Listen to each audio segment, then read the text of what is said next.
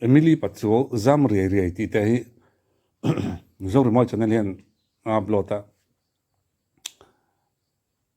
ngai thak an nuam avai te hi ka ngai na chi ania tiang hi ngai thak an nuama tin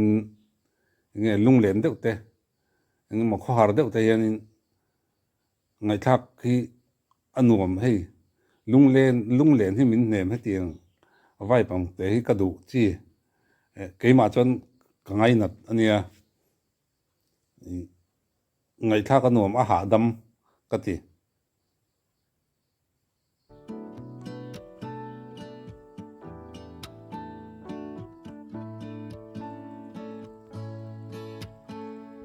Thật râm răng lâu cái xoang tòa na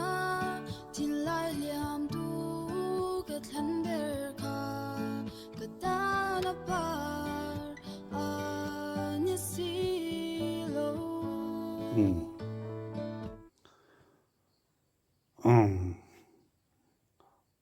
kan than ber kan ta na par an ti si la yan buai thak riau ne la thu ro la thu ngoi thak deuh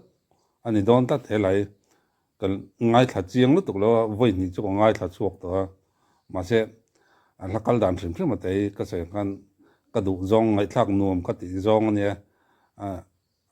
a tiang ni dep dep te hi kholum lai pe jang ngai thak ka nuam em em ni ei amara chu ala thu ka lo ngai tu chiang tam lu tuk lo chiang den ei kan ngai tha chiang a ne la khoi thak deuh chu ni don ni hi mara chu tiang hian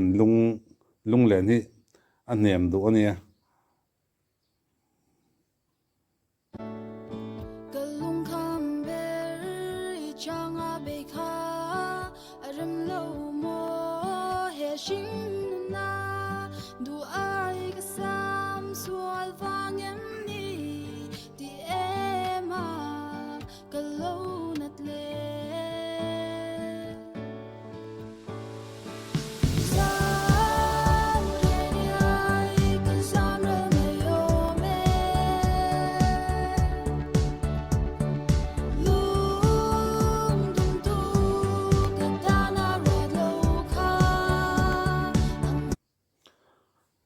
kan lungdum em mai amaro chu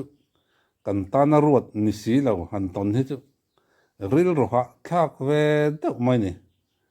kan muwa an chevel ka han muwa kan lung hi oi em mai kan lim em mai maro chu kan ta na ruat ani lo ti chiang em turan bula om ten min han hril fia tu soi ma ngai lo ka han muwa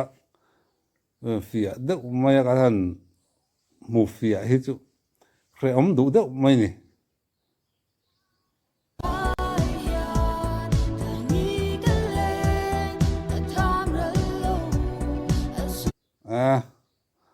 a sek thangang mai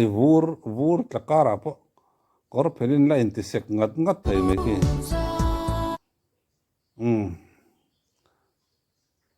a mun ma anom atin a hla ne ne me dip dep ka ti ka chu amara chu ne in ngai dan nge ka khelawa amara chu emily pacho hi zai thang lu tuk le zai nem zai na sa ni lo ti ero alang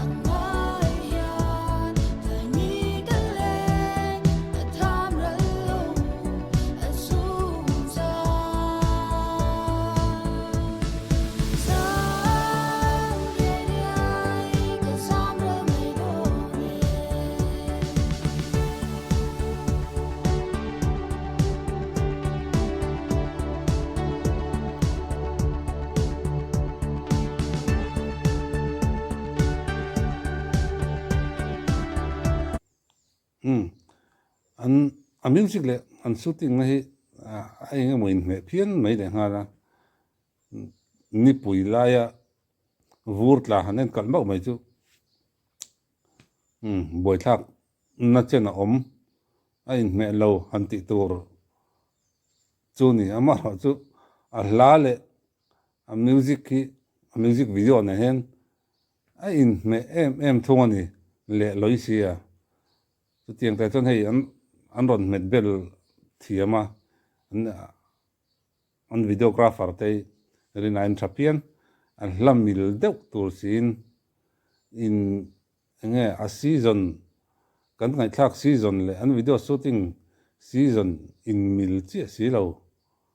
amaro chu keini rama chon in mil chi si lo amaro chu an hla thu le music ne na in rem deuh si te in an ron edit chok thiama hei te a fakom na lai em ka tia ngai tha kan huama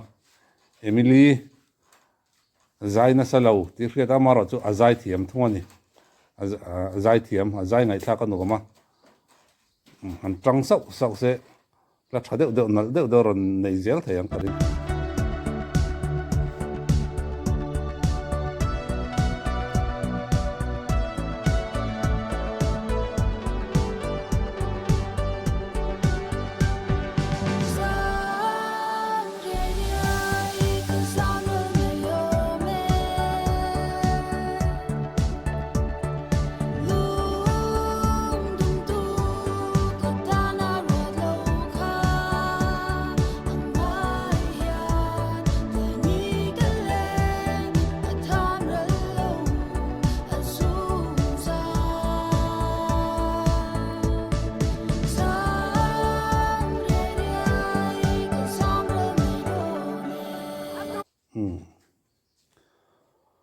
ole khati jong khan nia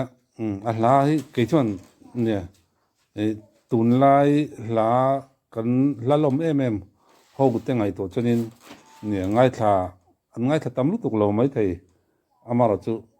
keima chuanin nal katia ka ngai thlak luk tuk tu te jinga mi ni ve tlat mai ole hun man nom vek ole